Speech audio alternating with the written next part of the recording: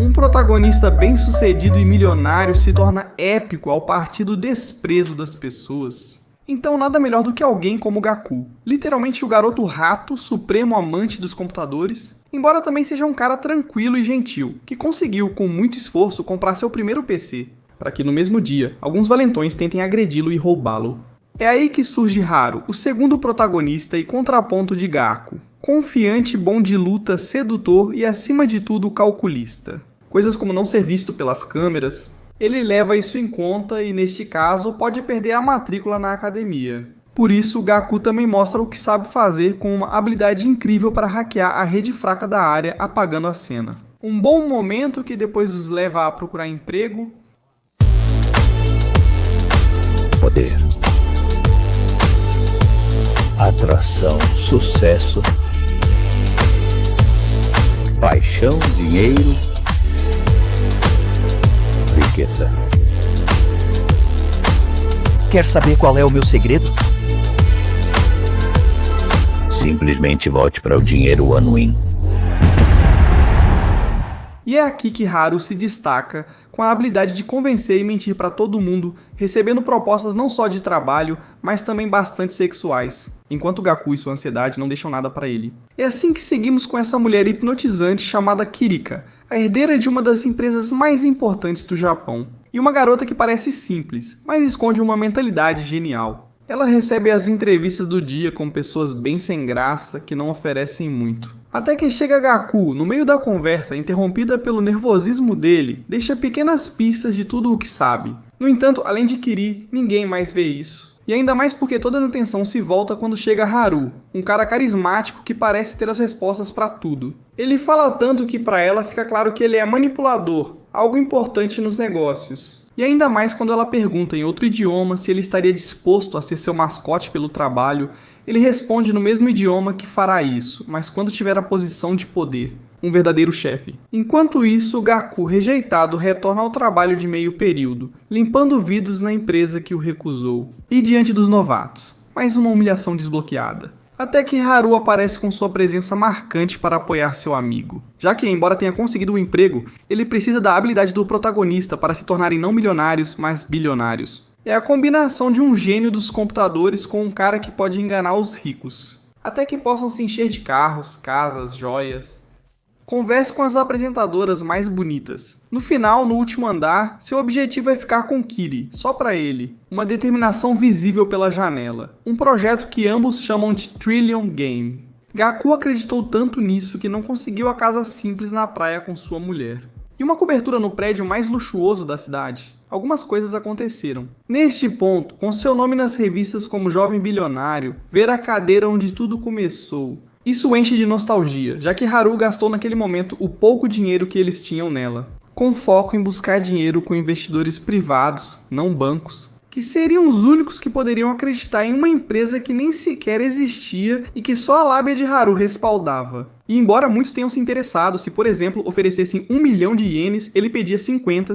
Assim passaram semanas sendo rejeitados. Como o protagonista não cedia, conseguiu o número de Kiri. Lembrando a ela que da última vez ele disse ou fez ela entender que ela seria dele. Pelo menos isso chama a atenção dela. E eles acabam em uma reunião na academia, onde Haru, bastante ousado, diz que se em algum momento ela quisesse eles como funcionários, agora ela tem a oportunidade de investir neles. Para Kiri, essas propostas são quase diárias, ela busca algo além, então intencionalmente ela os despreza, buscando uma reação fraca. Treinando juntos, ela vê que são pessoas comuns, só que bons em mentir. Até mesmo Al para ela, ficando entre os mais fortes, ao levantar 200 quilos. Só Kiri percebe que ele tem coragem de enganá-la na sua frente, o que a estremece. Segundo ela, esses opostos podem formar uma dupla milionária, então ela decide agir. Muito interessada, ela paga 100 milhões de ienes em dinheiro, o que enlouqueceria qualquer um. Mas Haru sabe que ela vai querer algo em troca, e isso é ficar com 51% da empresa. Praticamente tomar posse dos dois, colocando uma coleira em Haru, o que ele aceita. Só que ele quer conversar com seus advogados. Só para constar, não existem advogados. Eles vão comemorar e descobrem um torneio da mesma empresa de Kiri, a Dragon Bank. Algo que o ousado Haru decide usar a seu favor, aproveitando a oferta de Kiri para se destacar entre outros investidores. Esse torneio de informática pode ser a solução?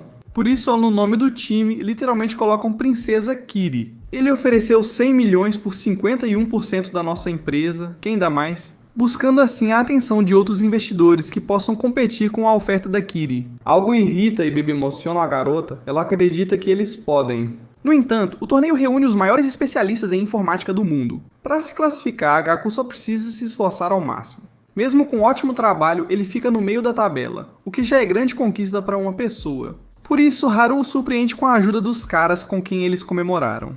Gaku sabe que de algum modo deve tê-los recompensado, mesmo dizendo que foi por gentileza. Em sua mão já não está mais o relógio luxuoso que ele tinha. Por isso, o protagonista deve fazer a sua parte. Ativo o Ultra Instinto Hacker e coloco 100 pessoas para resolver desafios em 24 horas. Que deem os pontos para ele se classificar. Para Gaku, o sistema tem várias brechas que ele pode aproveitar. Códigos QR, jogos duvidosos, colocados de propósito para serem encontrados. Assim, após 13 horas de sofrimento, eles ficam em 50º lugar, mas apenas os 12 melhores se classificam. Aqui é onde só uma das provas mais difíceis pode salvá-los, e curiosamente ela tem uma resposta muito simples. No entanto, Haru percebe que nenhuma outra equipe respondeu, e basicamente algo está escondido na própria pergunta, o que Gaku consegue descobrir. Nada é certo, só resta otimismo para quem quer ser milionário.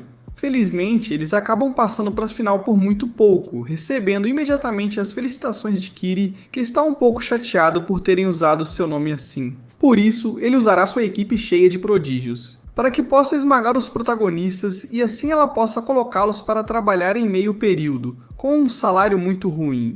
Algo que os dois acabam aceitando em troca caso vençam. Ela terá que ser a amante e escrava de um deles por uma noite, algo que sua assistente não consegue acreditar que ela aceitou. Mas por enquanto, a dupla decide conseguir um bom traje e chegar à competição final. Contudo, nos programadores mais fortes do mundo, Haru surpreende ao surgir com um traje de monge hilário pronto para rezar. Provavelmente eles não vão ganhar, mas seguimos para o futuro. Quando os repórteres perguntam a Gaku qual foi o momento chave do seu sucesso, e justamente ele se lembra desse campeonato, onde um cara misterioso chamado Kazuki já estava observando eles, chamando-os de loucos. E é que a prova final consiste em um servidor para cada equipe, com o qual eles devem atacar os outros servidores. Eles se protegem das provocações dos outros, pois não conseguirão sozinhos. E é aí que Haru pede para que conecte a internet depois de 1 minuto do início da competição. Algo que ele não entende, já que quando a prova começa, Haru começa a gritar como um monge por todo o lugar, rezando para ganhar. Algo que não distrai ninguém. No entanto, todas as equipes não conseguem se conectar ao seu servidor, com exceção do protagonista, que depois de 1 minuto, aproveita a vantagem atacando todos igualmente. Como o pó de alumínio da vara do Haru interfere na internet, um jogo sujo que pessoas como Kazuki entendem. Mas não é o suficiente, porque os equipamentos se recuperam em uma guerra de ataques cibernéticos. Enquanto o prota mantém os pontos até que todos os equipamentos façam um ataque massivo contra ele, derrubando pontos sem parar. Já que o Banco Dragão está divulgando os dados dos protagonistas para os outros. Assim eles se tornam um saco de pancadas e, ao chegar a 0, o Banco Dragão sente que triunfou. Mas a princesa está tão decepcionada que se levanta e sai do lugar, já que toda a sua fé foi destruída. No entanto, é o momento de Haru colocar o plano em ação, dizendo apenas 2 coisinhas para Gaku, enquanto vai com Kiri perguntar com qual dos dois ela vai dormir. Já que os gritos na sala são sentidos como, de repente, o servidor de Gaku se eleva aos céus, atacando de maneira brutal os outros rivais e ficando com os pontos que eles estavam acumulando. Isso sem parar e com pouco tempo restante. Só pode ser que Gaku tenha as senhas, graças a Haru. Como o modem do Prota era o único que sempre funcionou, todos se conectaram a ele e acessaram suas informações. Uma técnica ilegalíssima, mas elegante, onde Gaku ataca sem se defender, algo que Kazuki não acredita. E uma vitória que literalmente trouxe de volta o sorriso e uma animação incrível para Kiri. Enquanto isso, todos os investidores estão de olho nos campeões. Ou era isso que queríamos? Já que o secretário de Kiri fica surpreso ao vê-la tão animada, ele expõe a armadilha que a dupla fez com o pó de alumínio diante dos juízes, que acabam retirando sua vitória. Agora todos já sabem do que eles são capazes. Por isso Kiri fica louca, disposta a dar a eles todo o dinheiro que quiserem para mantê-los por perto. Kazuki chega antes e leva os diabinhos a um dos clubes mais luxuosos, rodeados pelo melhor álcool. E as mulheres que, embora um pouco fáceis, têm o status das modelos mais lindas que o Virgem de Gaku já viu. Haru afirma ser virgem para acompanhar seu amigo virgem, mas do pesseguinho. Depois de tantas mulheres, e por ser um cara tão caprichoso, ele só se interessa por uma mulher tão caprichosa quanto ele. Mesmo um relacionamento desses pode terminar mal. No entanto, é hora dos negócios e Kazuki está disposto a desembolsar 30 milhões de ienes em troca de 20% da empresa. A oferta de Kiri está bem equilibrada. Eles fazem um acordo. Se conquistarem uma das garotas do local, ganham 10%. E bem, Haru nem terminou de beber quando já tinha uma no seu quarto Very Important Person. Por algum motivo, ele não aproveita o momento pensando em Kiri. Ela também pensa nele, desesperada por ter aceitado pelo dinheiro, mas Haru a ignora. No dia seguinte, eles têm 30 milhões em dinheiro e fazem o que é necessário com esse valor. Como informação, eles de fato somem com o dinheiro. Neste momento, 85% já pertence aos dois e ninguém diria nada para eles. O objetivo é lucrar bilhões, então procuram funcionários leais justamente quando muitos perdem o emprego. Porém, é uma empresa fictícia que ainda não definiu sua área de atuação. Não atrai ninguém, ainda mais com o marketing do Haru. Eles precisam justamente de pessoas ousadas. No dia seguinte, alguns chegam para a entrevista. Da empresa recém-fundada e conhecida como Trillion Games Sociedade Anônima, da qual eles nem sequer têm um lugar. Usam o escritório de Kazuki sem preocupação, e para as perguntas eles pegam de um livro bastante conhecido, onde a maioria responde de forma muito básica e só se destaca. Esse tipo que responde corretamente e com muita segurança. Fica bem óbvio que ele leu o livro antes. Rin foi direto ao dizer que não era justo com os outros, já que também conhece a história. Então sua entrevista não termina bem, algo que se tornou comum demais para ela. No entanto, para Gaku, e com a liberdade que Haru lhe dá, sente que dos dois é a melhor opção. Principalmente se o trabalhador escolher o tipo de empresa que terá. Assim, temos uma garota muito animada com seu novo trabalho, encontrando-se basicamente com dois caras que não têm nada, nem mesmo um projeto. E ainda assim, ela tenta dar o melhor de si, uma maneira que Haru tem de testá-la. No dia seguinte, eles a pressionam na universidade para usar uma sala como local de reunião. Rin sabe que o foco da Trillion deve ser a habilidade de Gaku, e já que ele é bom em invadir servidores, pode ser a propaganda para criar uma rede totalmente segura. No entanto, esse mercado já está saturado pela inteligência artificial. Então, Haru solta uma ideia tão bilionária quanto ridícula. Eles querem criar uma inteligência artificial falsa, controlada por humanos. Gaku começa a trabalhar no que faz melhor, programar uma página de vendas online com máxima segurança, onde uma inteligência artificial te aconselha sobre os produtos que você procura. Que na verdade é apenas Rin, com seu carisma e um avatar de empresário empatizando com os objetivos. Homens solitários em suas casas que gostam de comprar, mas mesmo assim ainda há muita gente que prefere comprar por conta própria. Eles vendem apenas produtos chamativos, por isso Haru elimina o resto e mantém só os itens baratos e brilhantes. Basicamente Temu. Assim, eles atraem mais clientes. Alguns chegam a se apaixonar por Rin e enviam flores para ela. Mas na verdade essa é uma ideia nova. Muitas vezes são os sims que compram de forma anônima, para interagir com o amor platônico deles e perder o medo pelo site. Então Haru, bastante versátil, se infiltra no território dos super otakus das idols. Naturalmente ele conquista a confiança de alguns influenciadores, mostrando a ele uma página de flores, criada com inteligência artificial para apoiar quem idolatra. O cara fica satisfeito e começa a espalhar a notícia e Rin fica cheio de gordinhos apaixonados, aumentando as vendas, recebendo 30% delas. Porém, uma única garota para tantas pessoas é insustentável. Então vem a fraude e é o momento perfeito para vender a página. Então Haru oferece para a segunda maior floricultura da cidade. E durante uma reunião, ele mostra todos os seus sucessos. Mesmo desconfiada, a dona testa a página, sabendo que a inteligência é perfeita demais. Deve haver um humano por trás disso. Essa ideia é muito lucrativa. Mas ela já precisa superar da concorrência em flores. E se eles alcançarem mais de 15 milhões em vendas em um mês, o acordo será fechado e a dupla já controla o mercado dos otakus. Agora eles precisam conquistar o público feminino, já que elas adoram comprar. Eles se infiltram nas casas de Ross, que são basicamente gigolôs vendendo seu tempo por dinheiro. Algo que, quando Gaku já é milionário, ninguém consegue acreditar que ele já foi pobre. Ainda mais porque ele parecia o chefe humilhando esse cara. Mas a realidade é diferente. Naquele momento, eles chegaram ao clube com uma ideia, e aqui no começo começaram a seduzir mulheres. Apesar de sua ansiedade, Gaku só limpava mesas. Mas as garotas que iam ao lugar eram mulheres lindas, milionárias, até mesmo famosas. E embora tivessem alguns inconvenientes, como o fato de Gaku ser bastante humilhado por esse loiro, essas mulheres eram um mercado que eles precisavam, e por isso Haru começa a se destacar. Faz com que as mulheres gastem seu dinheiro com sua empatia natural, tornando-se popular, e a inveja do loiro que perde o posto de funcionário estrela. Mas essa era a estratégia. Agora, as mulheres queriam levar flores para seu host favorito. E não havia melhor recomendação do que a página que Gaku estava adaptando, para que as garotas se sentissem à vontade, com interface feminina e recomendações atrativas. O que faz com que entre amigas espalhem a notícia, caso queiram celebrar aniversários, namoros, festas. A página se torna a sensação para as decorações.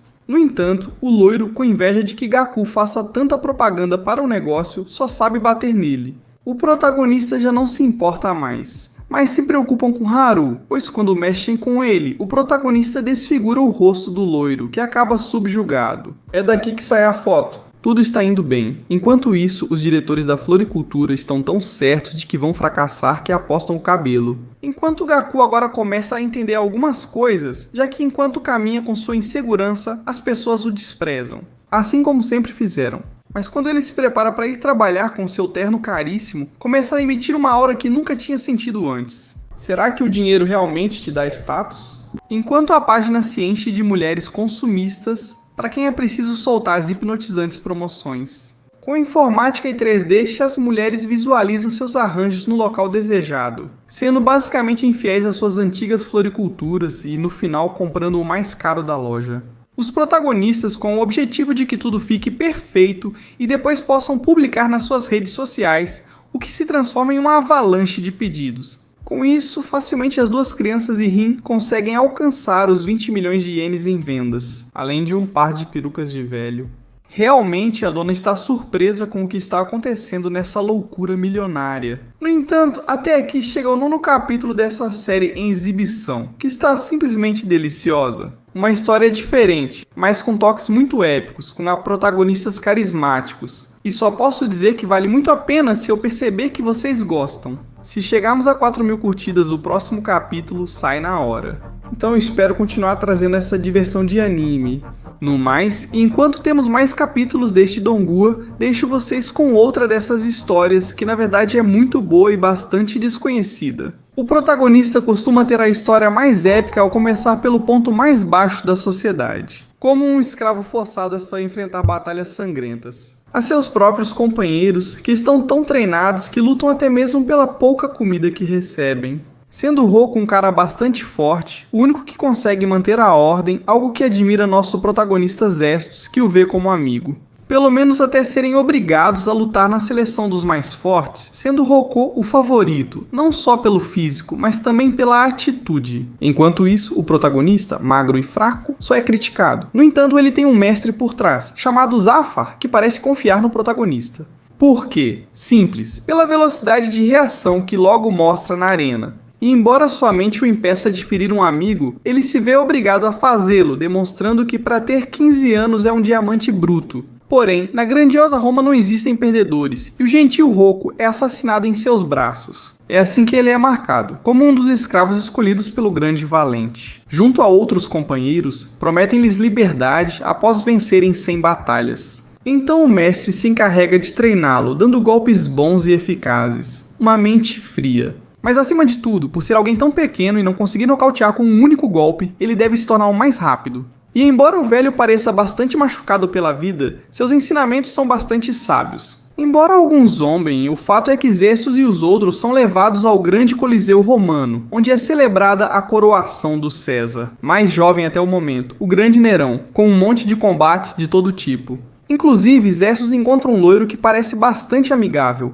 o qual lhe indica o caminho e lhe deseja sorte nos combates, já que muitos dos seus rivais serão até mesmo adultos impiedosos que acabam massacrando os novos escravos. No entanto, embora o protagonista suba com medo e com um rival que literalmente é uma besta, algo que até mesmo Nero das arquibancadas aceita que será um massacre. O rival é tão lento e grande que Zestos usa sua velocidade para golpear sua cabeça, que o faz desmaiar aproveitando um pouco de glória. Pelo menos até vermos que ele quase perde a vida por defender seu rival, que como vimos antes deveria morrer. Como chamou a atenção de Nero, o menino acaba sendo salvo. Inclusive o convida para sua sala Very Important Person, reconhecendo sua força. E diz seu mestre que a mãe lembra como uma velha lenda que lutou até mesmo contra o guarda real Demétrio, que também tem seu filho como pupilo. É o mesmo loiro de antes, Ruska, uma fera em combate com brutalidade digna do pai.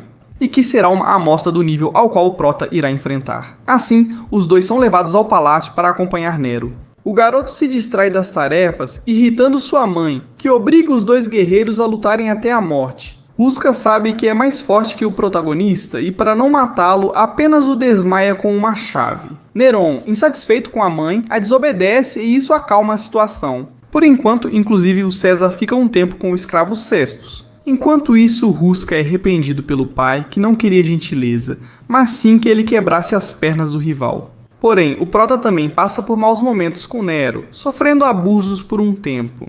E ao ser vendido para diferentes donos, foi vítima das piores humilhações. No final, ele acaba com um gordo que leva ele e sua mãe até a Grande Pompeia, onde é vendido para um candidato às eleições, do lugar que está organizando seu próprio torneio de combates e tendo como organizador esse sujeito chamado Nazca, que lhes mostra sua área de treinamento com alguns colegas um pouco complicados, como Enden, um cara antipático que arruma confusão com todo mundo. Só de ver como ele treina e sua força, já sabemos que é muito forte. Também é um estilo de combate, que vai trazer problemas para Cestus, então por enquanto é preciso treinar. No entanto, o fofoqueiro. À noite, ele acaba encontrando Sabina, que ele pensava ser um ladrão, mas é a mulher mais bonita de toda a cidade. E o que descobrimos é o amor impossível de Enden, que mesmo com sua força é um simp, um simpático, um fã de verdade. E mesmo que a garota o rejeite 1000 vezes, ele não se importa, nem mesmo recebendo zombarias de todo mundo. Embora a garota não seja totalmente má e quando precisa ajudar, ela ajuda. Como essa cidadã,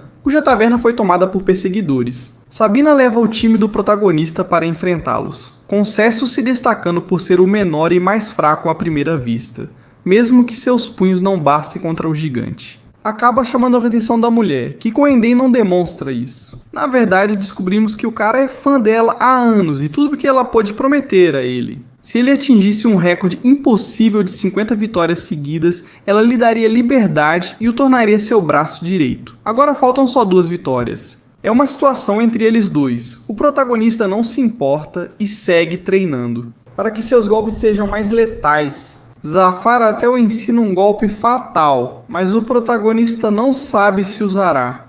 No entanto, a própria Sabina o chama até seu quarto, propondo que ele a acompanhe em sua próxima viagem a Roma. Não como escravo, mas como seu guarda-costas pessoal, de agora em diante, o sonho de qualquer escravo. Mas o protagonista, que já conviveu com Nero, um líder que buscava um amigo e se tornou abusador, teve que fugir. Ele decide que vai conquistar sua liberdade com os próprios punhos. Então ele a enfrenta, rejeitando a oferta, algo que essa mulher nunca tinha experimentado. Ela se torna obcecada negativamente pelo protagonista e manda Enden, seu fantoche, enfrentá-lo. E ele mostra a ele o desespero de ser um escravo, já que a fera sente inveja porque Sabina, a mulher que mais respeita, está interessada em um recém-chegado. Então será uma batalha interessante e com o protagonista pouco a pouco ele vai vencendo. Uns nervos de aço que lhe permitem se dedicar, treinar e melhorar. Esse golpe fatal que lhe ensinaram. Assim até o grande dia em que tem a beleza da cidade como espectadora. Enden é o favorito do público por toda a carreira que construiu. E ao apresentarem a ele uma simples criança como rival, todos o acusam de que será fácil demais, mas nada disso importa. Quando o protagonista fica sério, ele começa atacando com uma velocidade que Enden mantém sob controle, esperando o momento certo para responder, mas o garoto acelera ainda mais. Até o ponto em que o mais forte de Pompeia recebe um golpe direto no rosto que o derruba por um tempo. No entanto, por mais que isso enlouqueça o público, o dano em Enden é mínimo, e o protagonista acabou de esgotar sua resistência. Então é hora de que ele também receba punição, mesmo com golpes em áreas específicas que atualmente seriam ilegais, fazendo-o perder o equilíbrio e forçando-o a atacar, o que Enden aproveita. Após um golpe letal à noite que o deixa inconsciente, ele se levanta por determinação, mas perde parte da memória, a curto prazo. Só sentindo o perigo em que está, com todo o seu corpo vibrando de dor, é que começa a troca de golpes, dando e recebendo.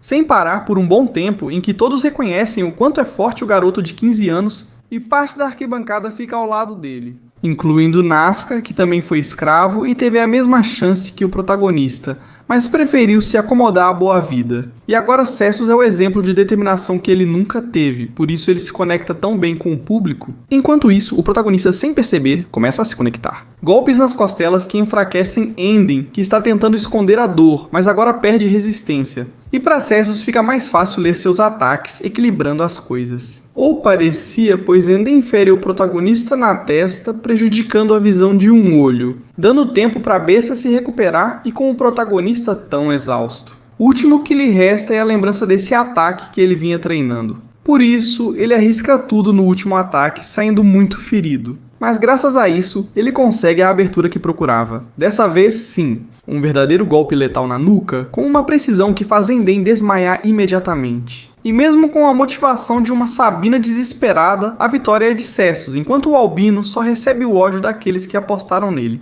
Isso do conforto das arquibancadas, porque ele não desceria para lutar. Como a voz do protagonista não basta, Sabina faz seu primeiro ato de bondade pelo fã. Acalma o pessoal enquanto se despede para sempre de Enden, que para ele é o pior dos castigos. Enquanto o protagonista se recupera da batalha, o ataque na nuca de Enden ainda se assemelha muito ao do protagonista. E Zafar acaba descobrindo que a mesma pessoa que ensinou a ele também treinou Enden, o qual é conhecido como Demócrito, um velho malvado que gosta de experimentar com diferentes lutadores e técnicas. Informação valiosa para Zafar que buscava isso. Mesmo assim, Enden sente-se mais leve e reconhece a força do Prota ao final. Assim como o povo de Pompeia, que foi conquistado com facilidade por sua atitude e por sua resistência. Apesar de todos em Pompeia morrerem em alguns anos, o Prota precisa seguir. Agora, ao ser explorado em vários trabalhos por um ano, ele aprimora o condicionamento físico e as técnicas. E um dia aparecem dois caras, aparentemente normais, mas que estão procurando guerreiros para lutar nos eventos do Grande Nero. Algo em que o dono do protagonista o obriga a participar, em uma espécie de eliminatórias. Nesses mini-coliseus, onde o espaço dificulta as lutas, Cestus não enfrenta grandes problemas com os primeiros adversários. Ele os vence praticamente na base dos tapas, mas vai se tornando cada vez mais brutal, chegando a golpear até mesmo lutadores que já estão no chão. Um temperamento que lhe traz problemas, inclusive ao conversar com seu mestre. Isso se deve ao fato de que, apesar de sua habilidade, ele não consegue dar forma à sua técnica, e ele não vai conseguir se não focar em conectar seus golpes com sua mente. Observamos Félix, outro escravo habilidoso que encontrou sua própria forma de aproveitar as lutas. Diferente do Prota, que fica mais tenso, pelo menos até sua luta debaixo da chuva, onde ao colocar em prática o que Zafar lhe disse. Ele conecta a mente à luta, aguça os sentidos e fortalece combos e ataques normais, para nocautear qualquer adversário, recuperando assim sua tranquilidade e o bom relacionamento com seus amigos. Justamente para conhecer Félix, que é um cara bastante confiante em si mesmo e em sua sorte, mas admite que a postura e a aura do protagonista são de um guerreiro. Ele prevê que se encontrarão na final. É exatamente isso que acontece. Ambos conhecem a técnica um do outro. Mas vemos Estus muito mais tenso do que Félix, que aproveita as lutas e inicia este duelo se divertindo. Para ver quem supera as eliminatórias e pode viajar para a Sicília para o evento principal. Então Cestus ataca sem parar. Mesmo assim, Félix só se defende na hora certa. Ele muda sua postura para uma com os ombros mais abertos, algo que até parece bobo. Mas Zafar reconhece que, em um espaço tão pequeno, isso faz com que muitos dos golpes que Cestus podia bloquear agora acertem sem problema. O que se torna um castigo para o protagonista, que acaba caindo várias vezes com golpes tão amplos. No fim, um tornozelo seu se machuca. Félix volta a se gabar da sorte e, com o combate sob controle, passa a atacar mais. Cestus, mesmo sendo atingido, notava que quando o rival atacava abertamente, deixava o peito exposto. Então ele aproveita isso para mandá-lo voar pela primeira vez em toda a luta. Apesar de animar o público e os apostadores, a técnica não foi tão eficaz, porque o tornozelo do protagonista tira sua posição no chão e, consequentemente, força. Então a luta continua. E agora que os dois estão no seu auge, a batalha fica bem equilibrada, a ponto de se tornar um duelo de resistência. Vamos ver quem resiste ao último golpe. Cestus segue em desvantagem, pois Félix domina o espaço e o encurrala facilmente, deixando-o várias vezes por um tris. De ser nocauteado com um golpe, sobrando só espaço para alguns socos, o que parecia inútil. Mas por serem tão constantes, começam a tirar a força de Félix. E com a resistência brutal que o garoto de 15 anos tem, a luta acaba se estendendo muito mais. O tornozelo de Cestus é o que o faz quase cair e impede que ele fique de pé. Então ele decide arriscar tudo em um último ataque, para o qual agora ele tem as brechas na defesa do adversário. Ele resolve usar o último ensinamento do mestre, controlar a respiração de Félix. Ele aproveita para tirar seu ar e dá um golpe forte no queixo, deixando-o tonto, perdendo o controle da batalha. Evidentemente não é o suficiente para vencê-lo. Então o protagonista usa a técnica, ficando atrás do inimigo com um punho na altura dos rins. Como no Mortal Kombat é algo tão letal que seria ilegal no boxe atual, e que por mais que Félix queira se levantar, agora ele está literalmente cravado no chão pela dor, dando a vitória ao protagonista, que também estava no limite e quase perdeu essa luta de titãs. Embora os dois tenham terminado urinando sangue a noite toda, e no dia seguinte trocam respeito como guerreiros. Enquanto Félix busca trabalho em outra cidade, o protagonista segue de barco para Sicília, onde ocorrerá o grande evento. Zafar começa a guiá-los para lá, com a última técnica do seu repertório e a mais letal, com a qual ele até arrancou o olho de Demétrio. Mesmo assim, ao chegarem, são menos apoiados por serem escravos, enquanto os outros são deuses de todas as culturas e com habilidades muito diferentes. Na verdade, o protagonista acaba encontrando a amável Roxane e até mesmo Ruska, o qual o alerta que esses serão combates de verdade nos quais ele não tem força mental para isso. No entanto, eles não fazem ideia de tudo o que o protagonista melhorou e de tudo o que ele aprendeu, técnicas que até ele não ousaria usar. Mesmo com a marca de escravo sendo motivo de humilhação, ele provará com seus punhos o que ninguém mais conseguiria. E isso é algo que antigos companheiros como Enden sabem muito bem, já que ele acaba sendo encontrado no local, porque ele também quer lutar. No maior evento organizado por Neron, que reúne as figuras mais imponentes das lutas da época. É assim que termina a primeira temporada de um anime bastante divertido, com seus momentos épicos, de alta intensidade e até de boa motivação, que eu recomendo para quem quiser assistir pela primeira vez. Por enquanto não há continuação, mas esperamos que em algum momento aconteça. Espero que tenham gostado muito desse resumo. E como disse meu pai, eu os abandono. Obrigado por assistir.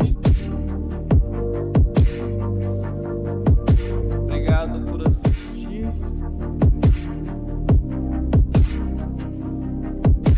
Obrigado por assistir. Obrigado por assistir.